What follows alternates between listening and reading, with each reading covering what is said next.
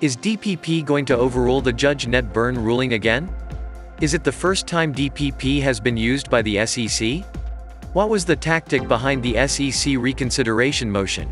Stay tuned till the end of the video to find out. But first, we are giving away 50 XRP coins at the end of the month to one random subscriber to start on their XRP journey. All you need to do is to like the video, subscribe and comment your thoughts on XRP in the comment section. Welcome back XRP Army. Let's grow the XRP Lab community by pressing the like button and subscribing to this channel to stay updated at all times.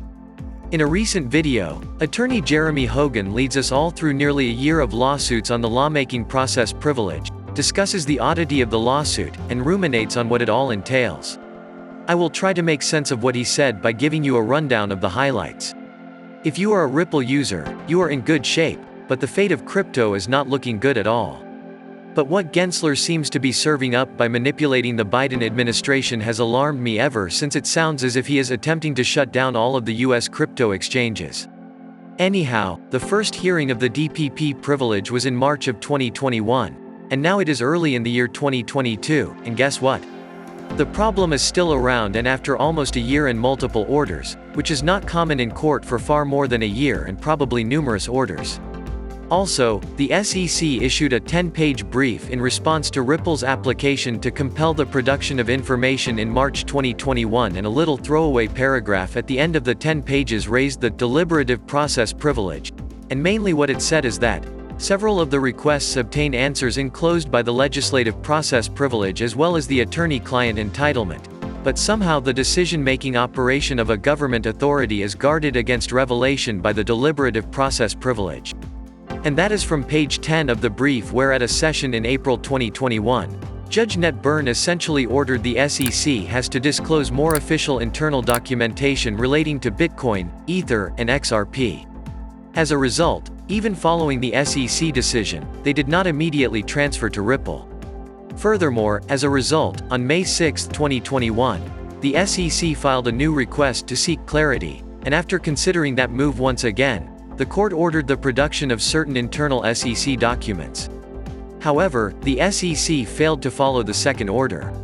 However, it sparked a new round of action on August 10, 2021, in which the papers were once again requested, with the SEC arguing that it was not required to release them because of the deliberative process privilege, which led to a hearing with the court on August 31, 2021, at which time she stated she would analyze the papers and make a ruling after both parties filed briefs concerning each record, and it took a while, but that conclusion arrived recently on January 13 of this year. But Judge Netburn has now had the opportunity to analyze a representative piece of material, in camera or in private.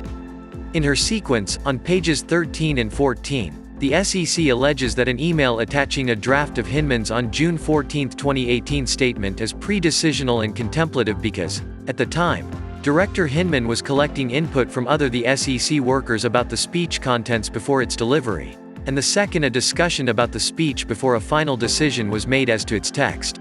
In spite of that, the judge based her decision on the rationale that personal opinions held by agency personnel are not covered by confidentiality unless they have an impact on the formulation or execution of policy-oriented judgments, and when she comes to this conclusion, which she reached on January 13, 2022, it means that the emails discussing the address are not deliberative and, thus, are not protected by the DPP. As a result, you may believe that the SEC will now give over the records, but you would be mistaken. Instead of that, the SEC took an unprecedented step on January 21 and urged the court to review her decision from the previous week, where a motion for reconsideration has been filed by the Securities and Exchange Commission, in which the SEC argues that the court did not evaluate a slew of additional papers relating to Hinman's speech, and that, if she knew, she might alter her mind, which is exactly what the SEC states at the end of page 1 of their motion, which is a direct quote from her. However, here is where things get frustrating. The SEC, in its petition, requests another extension of time, despite the fact that you merely have 2 weeks to file a petition for review. The SEC additionally requests authorization to submit a 20-page double-spaced statement in conjunction with the motion. According to the SEC request on page 2 stated that, the SEC asks that the court prolong the date for the SEC to submit the motion, which is now due on January 27, by 3 weeks, so that it may be filed on February 17, 2022. Further, the SEC is arguing with the court that it requires 5 weeks to submit a pretty straightforward move for reconsideration, and the annoying thing is that the judge approved an extension in part and that this is the SEC's fourth delay in as many months. What do you think the SEC is trying to hide in those emails? But wait, it gets worse.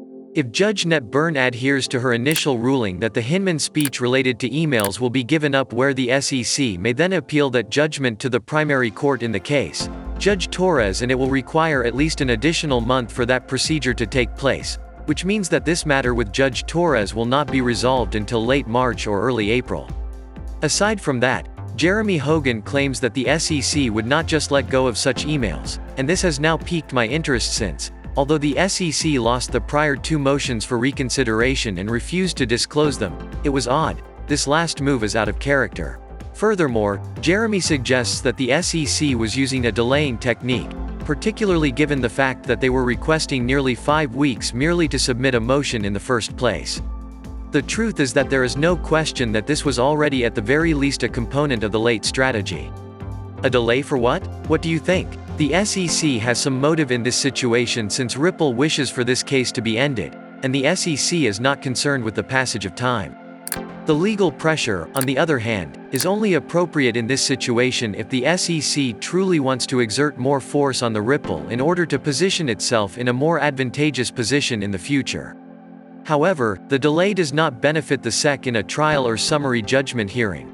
Rather, it only serves to increase the SEC chances of winning the case, which is the only true legitimate reason for this sort of lengthy delay: to exert pressure on the Ripple, not on the judge, but on the Ripple itself. Furthermore, there is a second, even more intriguing possibility at work here, namely that something extremely damaging to the SEC may be included within the 66 papers relating to the Hinman speech. And it needs to be really awful in order to rationalize the constitutional gymnastics that the SEC has been engaging in on this matter for quite some time. Make sure to subscribe and give us a thumbs up. Thank you so much for watching. See you in the next video. Kindly note that the prices of cryptocurrencies frequently change, so by the time you watch this video, it might have changed to a whole new value. The information provided in this video does not constitute investment advice, financial advice, trading advice, or any other sort of advice, and you should not treat any of the content as such. The content in this video is for educational purposes only and hence should not be considered financial advice. Do conduct your due diligence and consult your financial advisor before making any investment decisions.